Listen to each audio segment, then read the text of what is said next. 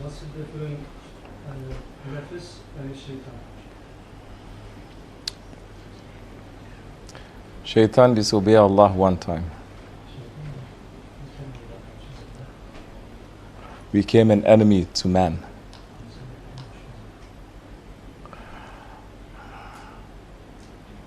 Shaitan. Oh. A'udhu billahi minash shaitanir rajim. Yeah. It's good. Now we don't have all this electricity to bother us. Now there's nothing to look at also, you open your heart. No need, turn off the light. We know how we look. Physically we know.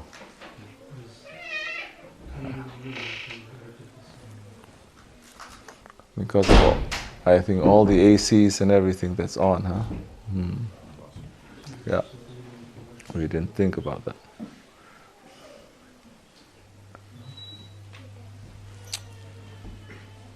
I was just starting to like the darkness. Okay. Shukr, alhamdulillah.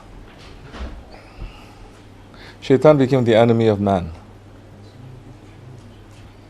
Enemy of the Holy Prophet ﷺ. Shaitan is still a servant of Allah, thinking he's serving Allah in his own way.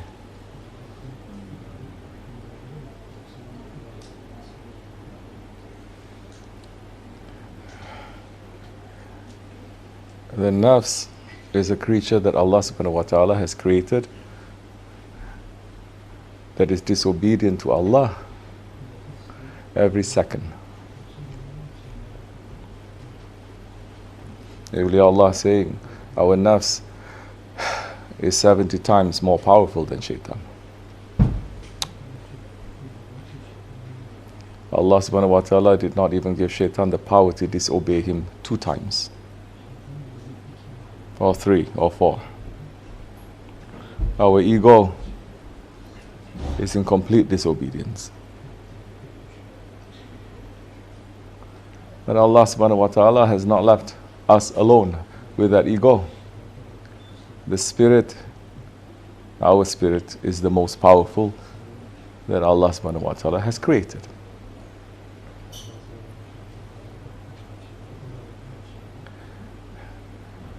And if we are able to control that ego, it will make our ascension, our mi'raj, quick, fast.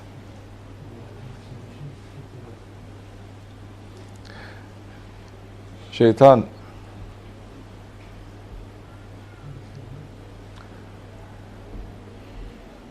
is outside. The ego, it is inside. Shaitan has no permission to enter unless we open the door. And then shaitan will enter. That time the shaitan can become the sheikh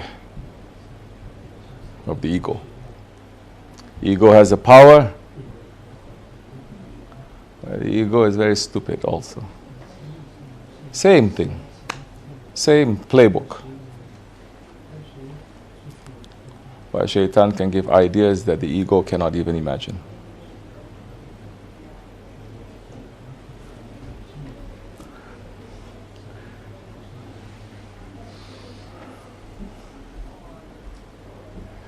But the one who is able to control his ego, he has that power to control his shaitan. And this is a prophetic tradition. As the Holy Prophet ﷺ himself says, the Bani Adam, every man, he has a shaitan. Some they have 2, 3, it doesn't matter. They have a shaitan. And the Sahabi is asking, even you, Ya Rasulullah? He says, yes, but I'm controlling him. Don't think with your small brains to think that Prophet ﷺ is with shaitan. Don't think that way. It's a different meaning to that. You understand?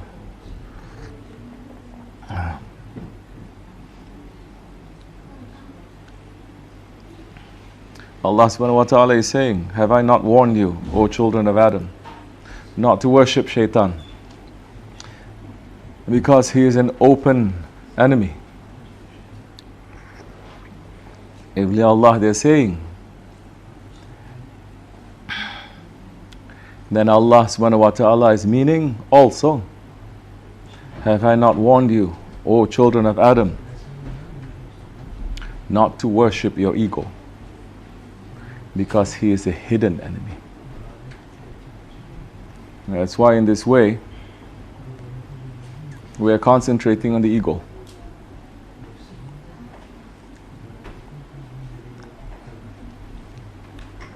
Ya Allah, give us more power, inshallah.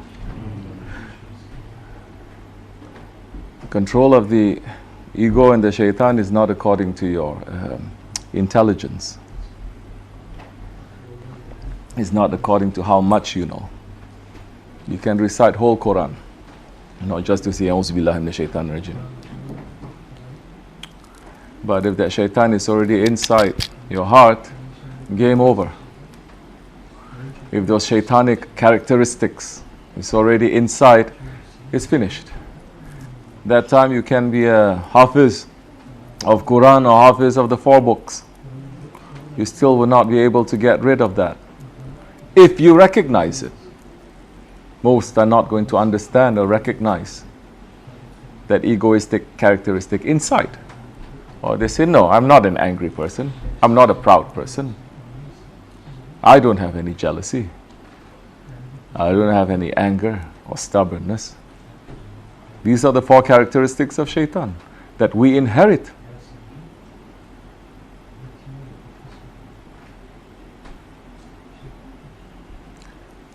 You cannot read books for this. Impossible. You have to find the living book. Prophet ﷺ is the walking Quran. He is not going to tell you to read his book or to read any book. He's going to train you to open up your book and read. And so many with ego, they're going to say, I cannot read. You understand? They will say, read. They say you cannot read. You know why? Because you're not reciting in the name of Allah. You're not reading in the name of Allah. Your ikra is reading in the name of your ego.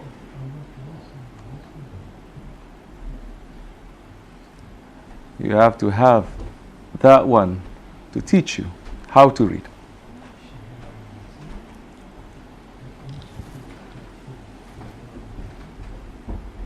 Read what?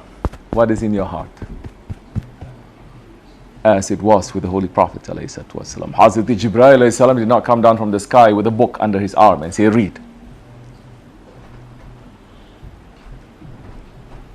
And what happened? He says, I cannot read. And Hazrat Jibreel held him hard and squeezed him, hugged him, squeezed him, transferring that divine knowledge. Then he says, now read.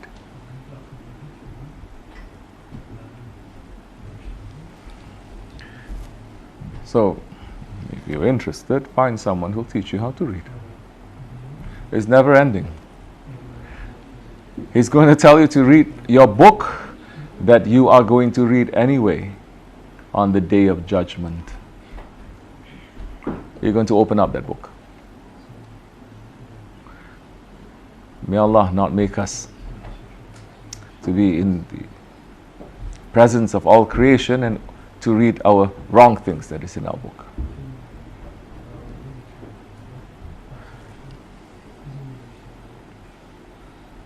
Shaitan's these 4 characteristics, he will never change. His anger is never ending. Towards who? Of course, in reality, towards Allah. He's saying, you make mistake.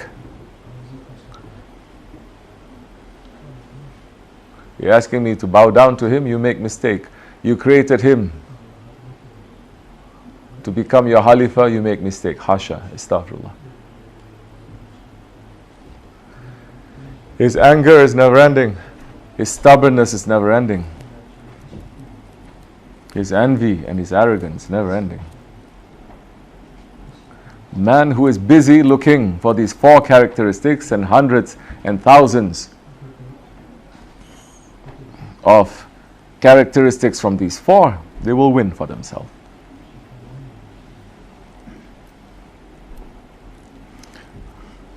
On the day of judgment, shaitan will escape from so many wrong things.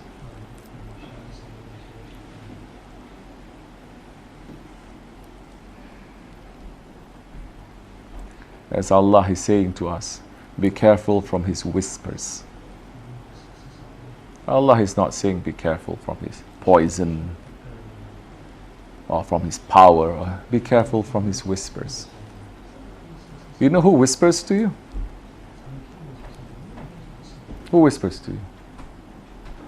People that you trust. Yes? They can get so close to you and they say it in such a way, you drop everything and you just listen. I talk, you listen, you don't listen, you can dream, you can zone in and out. But if I come up to you and say, listen, listen, immediately you snap up and you pay attention. So shaitan is going to say to Allah, I did not hold a gun to their head, Ya Rabbi, to tell them to commit all these wrong crimes. This is your Khalifa. You are sending so much power from your divine energy, screaming at him every day. Your angels are screaming and saying, talking to them every day. The prophets are speaking to them every day. The awliya Allah, they're speaking to them. The intelligence that you give is screaming to them. But they didn't want to listen. I just whisper. And they listen. No, I did not force them to do it. This is awareness, you understand? Because the most dangerous ones are the ones that are close to you. What the Chinese, they say, keep your friends close, but keep your enemies closer. You ever wonder why Naqshbandi way? We're not keeping the friends of Allah close. Listen carefully. But we are keeping awareness of our ego closer.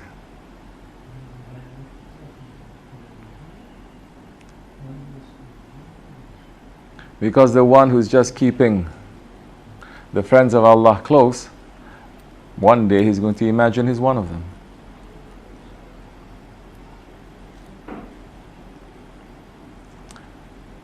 But the one who's keeping his enemies closer, he is always fighting and cleaning himself. He's not going to get tricked. Sohbat is to remind us. Jamaat is to remind us. As Shaykh Maulana is saying, the masters, they give the instructions. The murids, they must practice. May Allah keep us together to take and to practice and to put into our lives, inshallah. Al-Fatiha.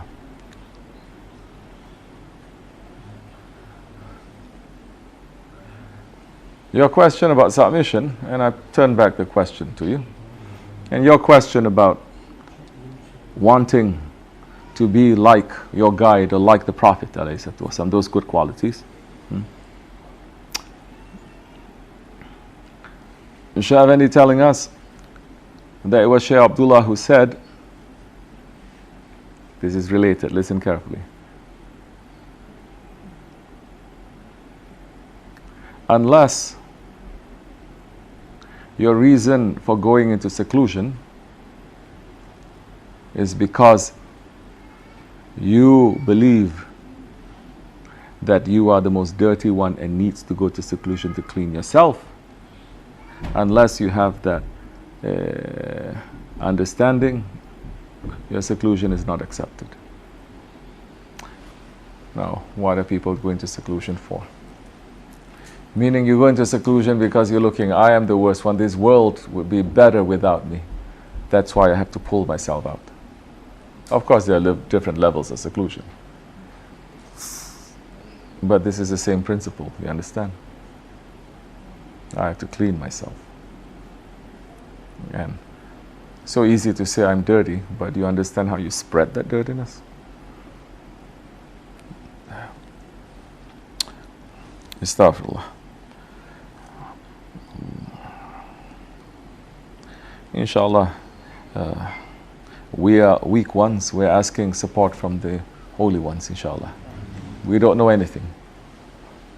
If there is something that is good in what we are hearing tonight, it is coming from our Shaykh. It's not coming from us. If it's nothing good, then that's my fault. It's okay. We're not claiming. Okay, come on. This much is enough. Inshallah.